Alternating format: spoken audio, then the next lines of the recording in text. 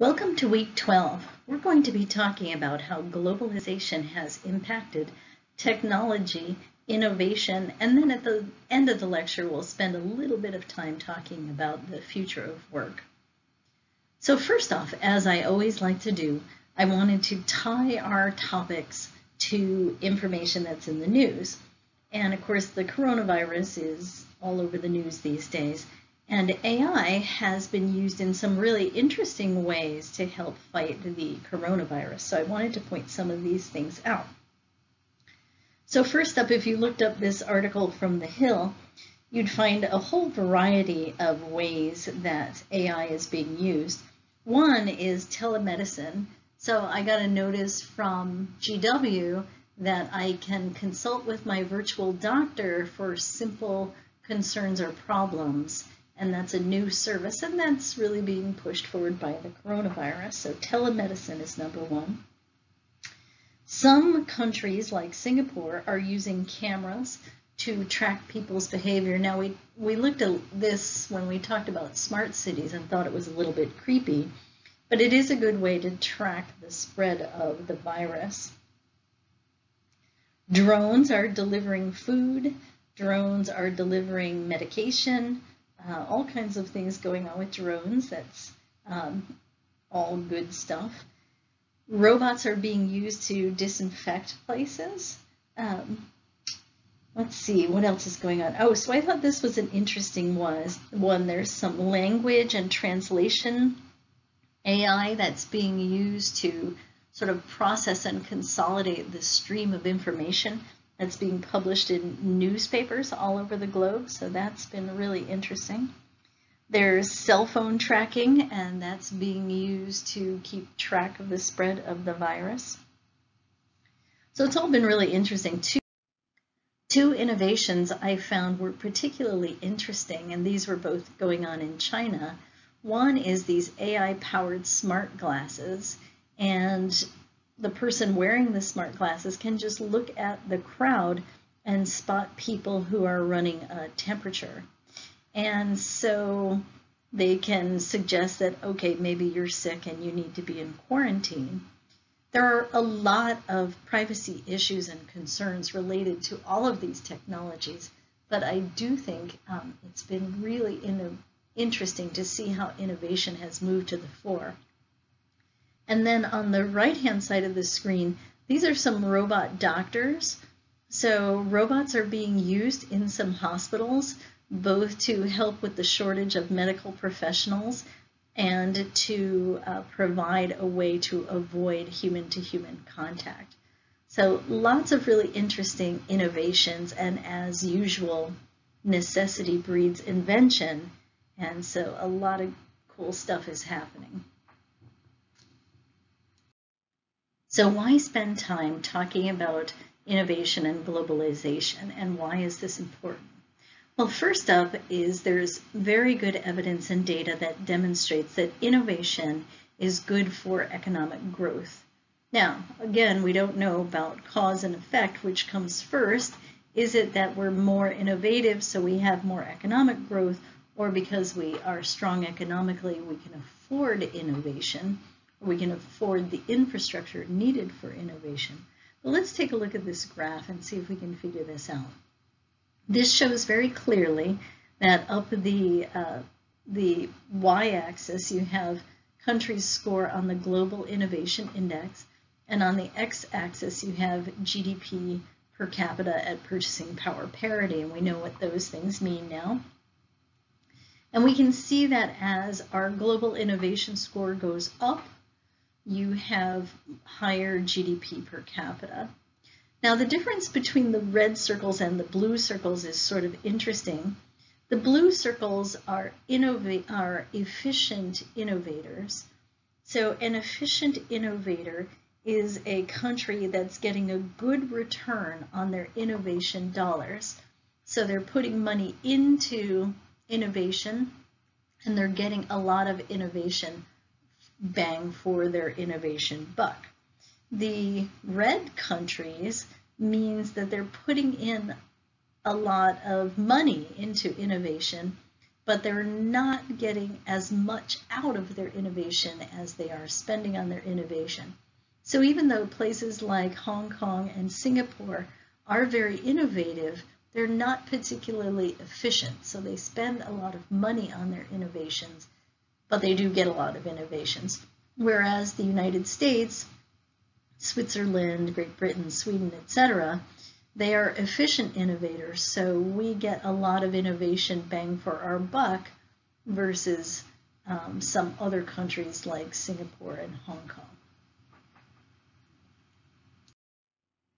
In addition to driving economic growth in general, innovation specifically drives productivity. So emerging markets have seen a definite improvement in productivity due to innovation. But what was interesting to me, and this is straight out of the IMF reading you were assigned for this week, what's interesting to me is this is innovation that these emerging economies are borrowing from foreign competitors or foreign countries. So it's imported knowledge. So innovation helps not only the country doing the innovation, but it also helps countries who can then borrow that knowledge or innovative information. Patent activity can be used as a proxy in order to measure levels of innovation, because it's pretty hard otherwise to figure out how would you measure innovation for a country. So we measure patent and trademark activities around the globe, and patent activities is easier because each country has its own patent office. So as you can see by this chart, China is actually filing the most patents. And this is pretty new for China. China didn't really have a patent system until fairly recently. But it has set itself a goal of filing 2 million new patents each year. And so also, as you can see on this slide, the red bars are resident patent activity. So that is Chinese filing patents in China. The non-resident gold bar would be something like if the Chinese were filing a patent in the United States, that would be reflected in the gold bar. So it's kind of interesting, if you look at the United States, there are more non-resident patents being filed in the United States than there are resident patents being filed in the United States. So I think that's just kind of an interesting point to note. So even though China is filing the most patents, the United States has many more patents filed per capita. More patents are approved and more patents are commercialized in the United States. So China, though, is really interesting. They're moving very much from an imitation-based economy to more of an invention-based economy. So that's all good news if we think about the fact that we all share increased knowledge and increased innovation around the globe. Innovations can be both products, that's typically how we think of it, as new products, but innovation can also be in new business processes. And these innovations in production and business processes lead to an increase in productivity of labor and capital. We remember our main factors of production of labor and capital. We want to get the most out of it we can. We do that through innovation. So invention is the creation of something new. So that might be a new process or a new product, and it might be protected by a patent. It's something new and something novel. But innovation is sort of a broader term that is something that sells or improves efficiency. So innovation is really the commercialization of an invention. Technology is the methodological application of scientific knowledge for practical purposes. So we can kind of look at technology as the intersection of learning and doing. Okay. Research and development is typically a functional area within a business or within an economy, and it undertakes innovative activities. And the goal is to improve products and processes, invent new products, new processes, etc. And we can look at R&D either at this sort of basic research level of science. Universities do a lot of this. And then we can look at this other level of R&D as being more applied, and that's usually done by business or government. So here is your first lecture activity. Take out your piece of paper or type this on a Word document. Do this little true-false quiz. So label it, 12.1, letter A, B, C, D, and put true or false for each of these.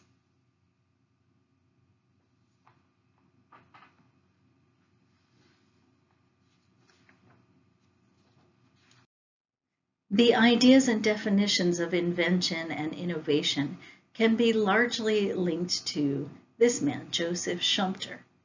And I wanted to spend just a moment talking about his theory of creative destruction. Joseph Schumpeter was writing in the 1930s and 1940s, and he really advocated the idea that creative destruction is all about the pain and gain of capitalism. That capitalism is all about revolutionizing structure from within, and that revolution of the industrial structure and creation of a new structure is the way that capitalism works. There will always be lost jobs. There will be ruined industries, and some companies, will go out of business. But this is all just part of a growth process by which we as a society grow more productive and richer. And so his idea was that innovation and invention constantly creates new products and drives new jobs and invents more efficient production processes. And the existing markets and existing jobs and existing production processes will be destroyed along the way. So one example we can think of is in transportation. So the horse and buggy, of course, gave way to railways, which gave way to cars, and then we had planes and all those kinds of things.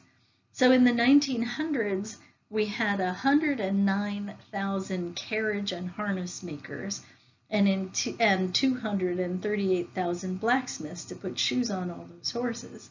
Today, we have about 30,000. So we had 300,000 jobs in the horse and buggy support industry, and now that's down to 300,000. We can think of all kinds of examples of creative destruction. One really common example of creative destruction that's often cited is Netflix. And so if you look at this graph, you can see that at its peak in the year 2000, the videotape and disc rental industry, sort of like Blockbuster Video, was over 160,000 employees in that industry, and lots of small businesses, lots of chains like Blockbuster Video, etc., employing all kinds of people, making all kinds of money. And if you look at that same industry today, there are, looks like in 2015, there were maybe 5,000 people left in that industry. And it's really a classic case of creative destruction, of a destructive industry or a disruptive industry that comes in and from within the industry revolutionizes the economic structure. So here's more detail on the Netflix effect. And so you can really quantify the effect of Netflix on the video rental industry. So we had a 93% decrease in jobs, okay? And all of the traditional media companies at that time took an incredible beating. Now, since then, many have actually gotten into the streaming business, but at the time, this represented real loss to these companies. So not only did people lose their jobs, but you could also measure the Netflix effect by the value of these publicly traded companies and how much they declined when Netflix came on the scene. Okay, so here is your lecture activity 2.2. So you're going to turn off this video and you're going to put me on pause, and you're going to do a little internet research and find another business innovation that you think is a good example of creative destruction. And you don't get to include Netflix because we just talked about that. And so you have to justify your choice by finding some evidence of how many jobs were lost or how much corporate value was lost. Did stock prices decline? Did companies go out of business? If you can find the more specifics, the better. So find your example. It can be a whole industry or a specific company. Find your example and provide some evidence and data, like 3 to 5 sentences or bullets, to substantiate your claim that this is a good example of creative destruction. If we take a stakeholder approach to technology and innovation, we know that any country needs to have an innovation ecosystem. And the three main players in that innovation ecosystem are academics, business, and the government. So the way this works is that government oftentimes puts up funding for basic research, and they need to do this because it takes a long time for research activities to turn into commercially viable products. And sometimes you can do a lot of research and it doesn't turn into a commercially viable product, or other times you do basic research and it ends up being a product that you didn't intend it to be originally. And so the government needs to fund university research, oftentimes through grants or other means. And then those academic institutions, like universities, have to have some kind of relationship with business so that technology transfer can actually occur. So technology transfer is the dissemination of technology from its place of origin, like the lab at a university, to a wider group of users who then can commercialize that technology. And there are some fun examples on this slide, like Gatorade. So, Gatorade was originally developed by the researchers, the science department at the University of Florida, to help their athletes replace their salts and other things that they were losing. The seat belt, the CAT scan, solar power, etc. These are all important technologies that originally started with academics. Most large universities have some kind of office of technology transfer that helps partner with incubators and other startup businesses in the community to get these ideas out into the marketplace. So why are some countries more innovative than others? Well, there are many reasons, and as I kind of alluded to on previous slides, countries need to develop a kind of ecosystem in order to promote innovation and technology. So it could be historical differences. So for example, post-war Japan and Germany, they intentionally sought out innovation in processes and in technology. Certainly in Japan, we can think of consumer electronics and automobiles. Germany also sought to develop technology in those areas and then to use those for exporting. We can think of cultural differences. So maybe for those of you who studied Hofstede's cultural models, you can think of risk-taking and entrepreneurship. And those are going to be more closely tied to some societies compared to other societies. So if your society, if your culture has high risk tolerance, you may be likely to be more innovative. If entrepreneurship is more favored, again, you might be more inclined to be innovative. Countries differ in their work skills, and this is especially true in science and technology. So you want to look at both national level skills and firm level skills, and that ties very closely into education. Government policies are another driver. So do we as a country have a national innovation system? Is there good protection of intellectual property? Is there good support of universities? Are there tax incentives in place that can help move innovation forward? Are there tax incentives encouraging companies to be innovative and to take risks? And the final thing you need is financial resources.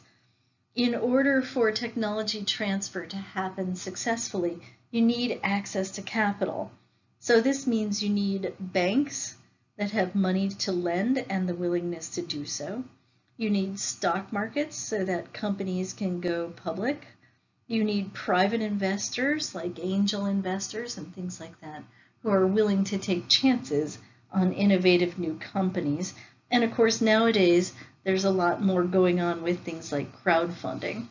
So you need this whole kind of innovative ecosystem in order to make innovation happen.